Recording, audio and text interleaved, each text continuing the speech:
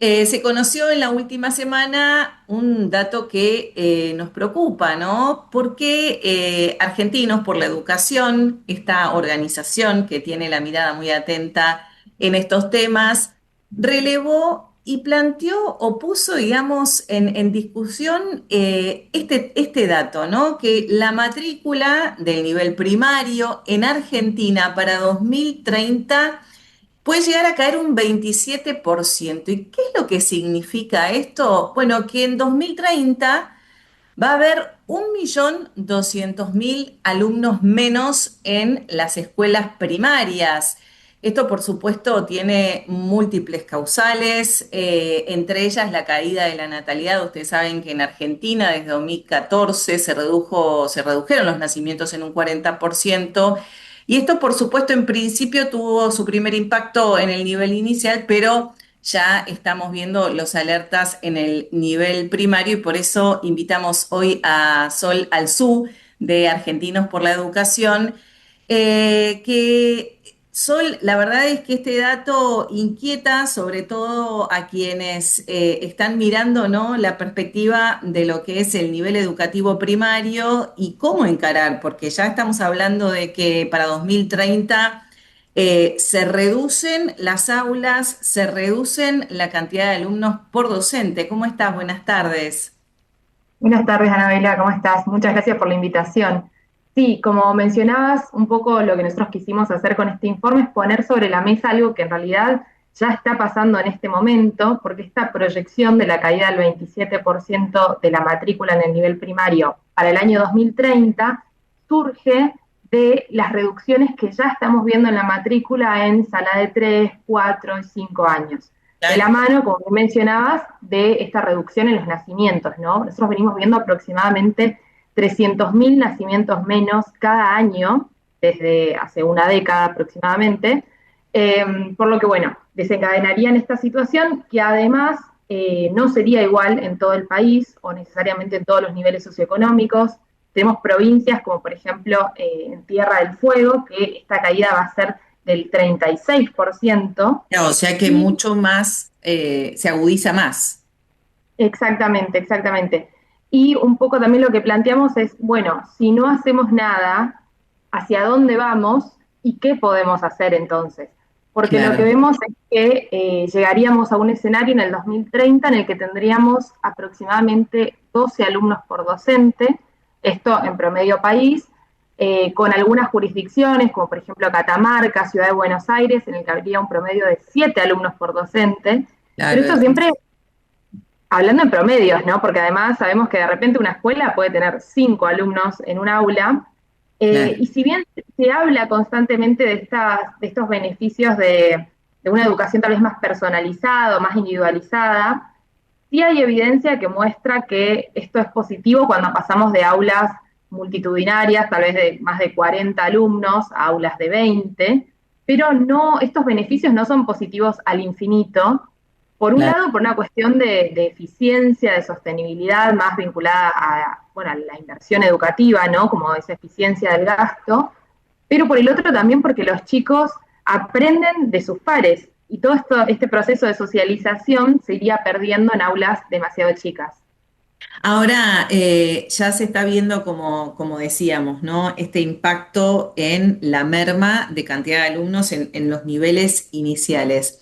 ¿En cuánto impacta, digo, a la calidad educativa y también a las escuelas, no solo del Estado, sino también en las privadas, donde hemos visto en los últimos tiempos el cierre de muchas de ellas por cuestiones de no poder seguir adelante, sosteniendo, digamos, una educación donde se reduce la cantidad de la matrícula? Todo esto también impacta, ¿no? Digo, también en términos de calidad educativa.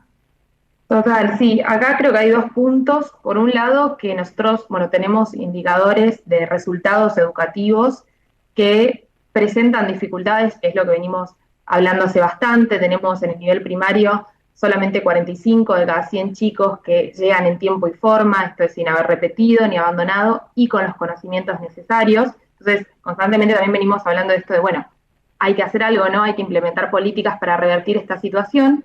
Y por el otro, y esto va muy de la mano, lo que mencionabas, de cómo se diferencia este impacto, este fenómeno en el sector privado, en el sector de gestión privado y en el sector estatal.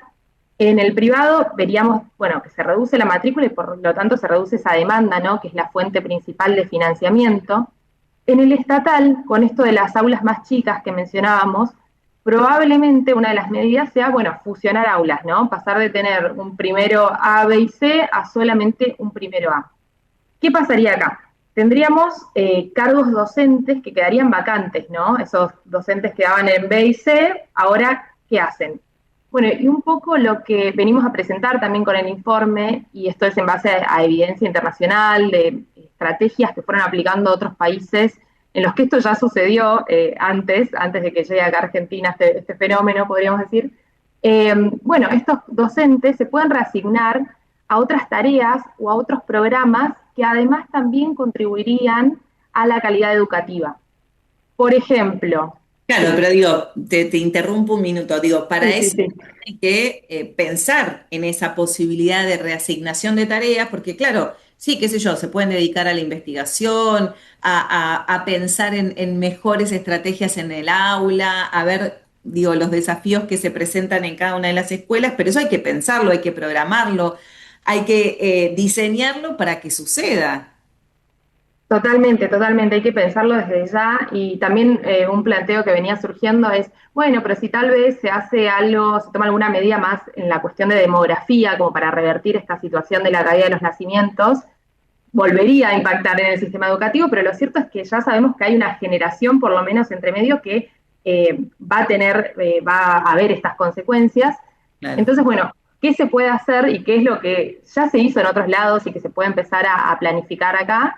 Por un lado, todo lo vinculado a las tutorías, sobre todo para los chicos que justamente presentan rezagos en su educación o en materias en particular. Bueno, los docentes, estos cargos docentes vacantes, pueden funcionar como tutores, mucho más personalizada la educación.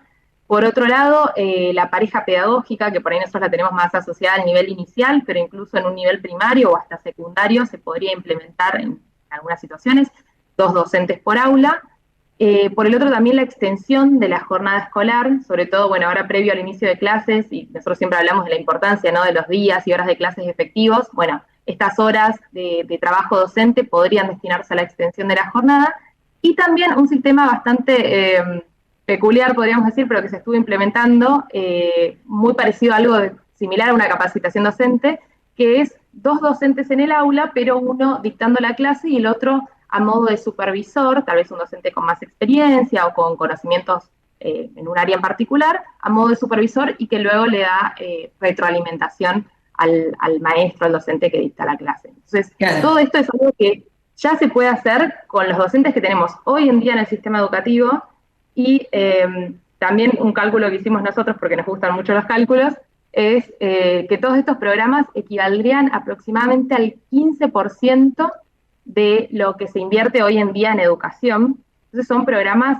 sumamente poderosos también como para tener una noción de lo que implican en el presupuesto, ¿no? El Plan Nacional de Alfabetización, por ejemplo, es menos del 10% del presupuesto. Claro, claro, eso también lo tenemos que tener en cuenta, también mirando, ¿no?, el mapa completo de lo de cómo está diseñado el presupuesto a nivel nacional y que en el área de educación cada vez se reducen más también, ¿no?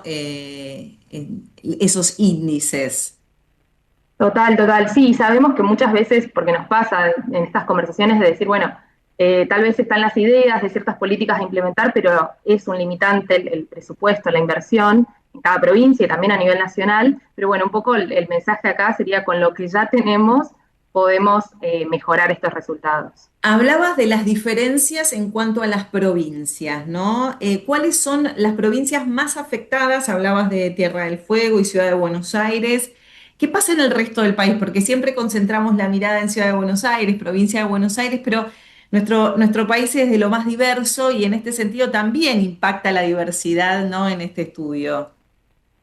Sí, bueno, como bien decíamos, Tierra del Fuego, Ciudad de Buenos Aires y Santa Cruz son en las que veríamos las mayores caídas en términos porcentuales. Lo cierto es que cuando vemos en términos de cantidad de alumnos, también por el tamaño de cada uno de los sistemas educativos de las provincias, vemos, por ejemplo, que en Buenos Aires, según estas proyecciones, habría prácticamente 500.000 alumnos menos en el sistema, lo que es en provincia de Buenos Aires, lo que es un número así, una magnitud importante. En Ciudad de Buenos Claro, Aires bueno, también esto está. está en proporción a la cantidad de habitantes, ¿no? De la provincia de Buenos Aires. Exactamente, exactamente, y en Santa Fe. Sí vemos en términos porcentuales nuevamente que las menores caídas se darían, por ejemplo, en Misiones, en Corrientes o en Chaco, con porcentajes entre el 20 y el 25%, teniendo en cuenta de vuelta que el promedio país es 27 y la más afectada, que es Tierra del Fuego, es 36. Esto está vinculado, por un lado, digamos, con el tema de la cantidad de habitantes por provincia y también por las formas de vida, ¿no? En cada una de estas provincias. ¿Es eso o hay otras cuestiones a mirar? Sí, no, vinculado más totalmente a estas cuestiones demográficas y esta tendencia muchas veces, ¿no? A, bueno, a reducir la cantidad de hijos por familia, a postergar la maternidad, la paternidad, que por supuesto puede estar asociado a muchas otras variables del contexto, pero bueno, nosotros nos quedamos por ahí con lo que afecta exclusivamente al sistema educativo. Claro, la caída de la natalidad, decíamos, fue muy significativa en los últimos años, decíamos, ¿no? Desde 2014 hasta esta parte ha caído casi un 40%, es un número muy alto y es inevitable, ¿no? Que esto pase. Como decías vos, ¿qué otros lugares del mundo esto ya fue modificado, ya fue cambiado o se implementaron estas políticas que hablabas? Bueno, sí, sobre todo en países europeos con sociedades bastante envejecidas, estas políticas ya tuvieron que empezar a implementarse. E incluso creo que acá hay como dos cuestiones, ¿no? Las políticas vinculadas a la demografía, a por ejemplo ciertos incentivos para fomentar que la gente tenga más hijos o pueda formar una familia en un lugar específico, que estos incentivos pueden estar vinculados a subsidios, a reducción de impuestos, a ciertas facilidades para créditos hipotecarios, entre otros, y después las políticas propiamente dichas de los sistemas educativos. Lo cierto es que en Argentina ahora se empezó a hablar un poco más del tema, todavía no hay políticas implementadas, sí de a poco empieza a aparecer algún que otro proyecto de ley o idea como para intentar revertir la situación y hacer también que sea sostenible el sistema. Sol, se nos termina enero y para muchos docentes faltan muy poquitos días para arrancar nuevamente su trabajo, sus planificaciones, un año por delante, el 2026. ¿Cómo ves, en función de todos los estudios que fueron haciendo durante el año del 2025, los que se programan para este año también, este comienzo de clases? Bueno, sí, el año pasado un poco lo que fuimos viendo eran estos indicadores educativos vinculados al nivel secundario y a tercer grado del nivel primario, porque eran los resultados de las pruebas que tuvimos disponibles. Lo que veíamos era esta dificultad, sobre todo en la comprensión lectora entre los chicos más chicos de entre 8 y 9 años, que bueno, las políticas que en este momento se están implementando están muy enfocadas justamente en esta alfabetización inicial por medio del Plan Nacional de Alfabetización y los planes jurisdiccionales, que en este sentido, hasta que no se reviertan estos números, se planea, bueno, seguir invirtiendo en este punto. Esto implica desde entrega de materiales, capacitaciones también a los docentes, algunos lineamientos generales desde Nación, pero sobre todo muy enfocada a la política a nivel jurisdiccional territorial, para que cada provincia evalúe qué es lo necesario en su territorio. Y por el otro gran indicador que vimos en secundaria era solamente 10 de cada 100 chicos que llegaban en tiempo y forma, de vuelta, sin haber repetido, abandonado y con los conocimientos. Y acá un doble clic en que veíamos que la mayor dificultad de los chicos de secundaria estaba en matemática. Claro. Prácticamente el 80% estaba por debajo de los resultados satisfactorios, que serían como un equivalente a un aprobado en matemática. Entonces, bueno, seguramente acá vamos a tener que seguir reforzando. ¿Cómo ves la implementación del Plan Nacional de Alfabetización? Bien digo, porque es una de las grandes deudas, ¿no? Que tiene nuestro país con los niños y con esta falta de comprensión en los estudiantes de hasta tercer grado. Bueno, sí, nosotros justamente tenemos varios informes que fueron analizando la evolución de este plan. Sí vemos que todas las provincias están trabajando. Puede variar en qué medida o cómo implementan cada una. Por ejemplo, esto de las capacitaciones docentes. De repente alguna puede tener una especie de ateneo, otras tener videos colgados en una página web para que cada docente pueda acceder. La entrega de materiales también, qué libros se entregan, en qué momento. Hay entrega de materiales desde Nación, libros de texto, pero bueno, después puede ir variando por provincia en particular. Y justo dentro de muy poquito, seguramente el mes que viene, vamos a estar publicando un informe para ver todos los avances que hubo en estos 2 años y que esperamos que también se reflejen en los resultados. Este año se vuelven a tomar las pruebas en tercer grado, así que ahí esperamos ver la evolución. Ojalá que sea para mejor, ¿no? Todos esperamos eso. Totalmente, totalmente. Te voy a plantear otro tema y que también está presente como estas cuestiones, ¿no? Digo, los desafíos de los docentes son enormes por el contexto socioeconómico de muchos de sus alumnos, de muchas de sus escuelas, de las realidades difíciles que viven. Y está el tema de la inteligencia artificial dando vueltas como una gran problemática a tener en cuenta dentro del aula y que también se genera como desafío en lo evaluativo, en de qué manera encarar la metodología de enseñanza, qué pensar, cómo incorporarla al aula. ¿Qué fueron viendo ustedes que también hicieron un relevamiento sobre este tema?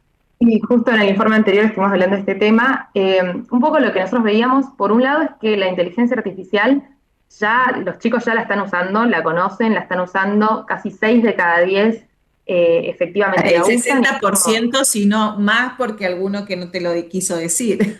sí, no, no, no, tal cual. Y esto es en un rango encima entre los 9 y los 17 años, pero sabemos que en el rango de los adolescentes exclusivamente el uso es mayor. Y además, 2 de cada 3, y esto es de vuelta lo autorreportado por los propios chicos, la usan para hacer tareas escolares. Claro. Entonces, un poco esto que decíamos es, bueno, tal vez ya la discusión no es inteligencia artificial sí o no, sino de qué manera, ¿no? Sabemos que puede ser una herramienta poderosísima para complementar la educación de los alumnos, para complementar las tareas docentes también, sobre todo lo más vinculado a planificación, a realizar los ejercicios, a ciertas correcciones o detectar patrones en algunos ejercicios que, viste, siempre pasa, algún ejercicio en el que sistemáticamente los chicos se equivocan, bueno, esa corrección tal vez ya puede ser automática. Claro. Y también a nivel de la gestión institucional o del sistema, para todo lo que es análisis de datos, generación de reportes, sistemas de alerta temprana, para que si hay alguna situación en particular con algún alumno se pueda activar un protocolo como para hacer un seguimiento.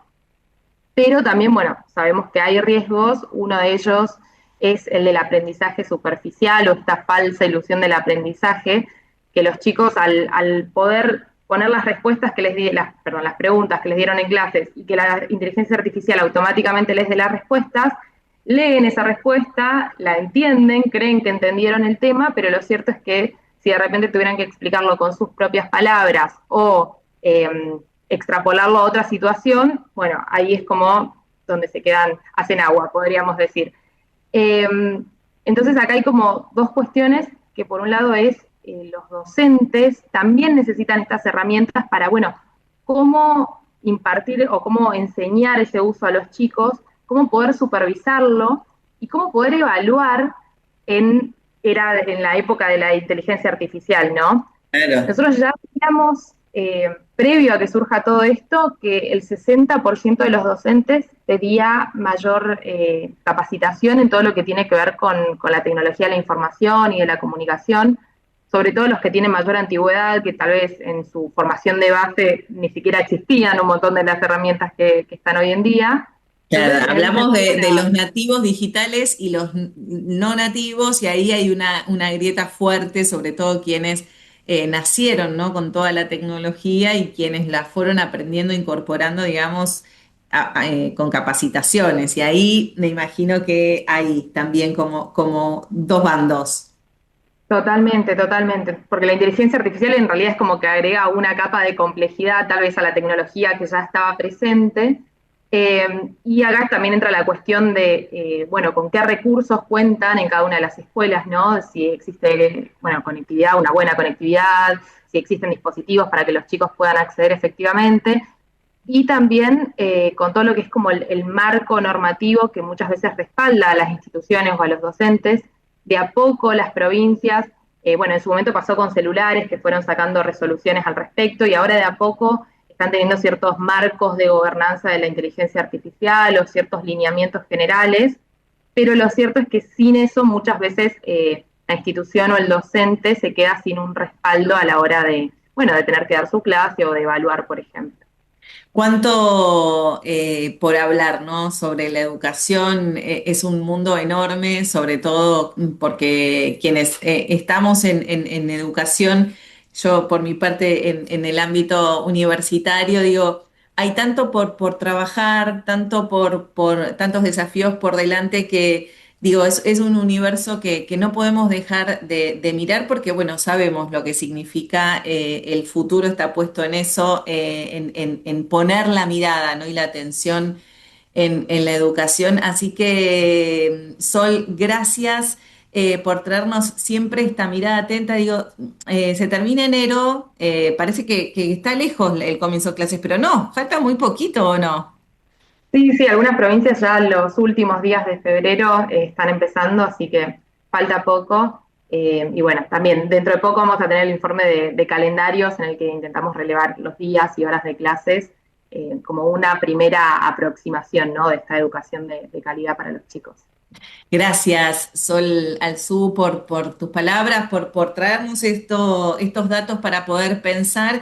Y digo, no nos queda lejos el comienzo de clases, está muy cerquita y siempre hay que poner la atención en la educación. Te mando un abrazo fuerte y que tengas lindo fin de semana. Muchas gracias, gracias a ustedes por el espacio. Estábamos hablando con Sol Alzú, ella es de Argentinos por la Educación, mirando y pensando la educación argentina, los chicos, qué es lo que nos pasa. Así que acá siempre presentes estos temas que tanto nos interesan. Y por supuesto, no te vayas porque tenemos más historias acá en Nada Personal.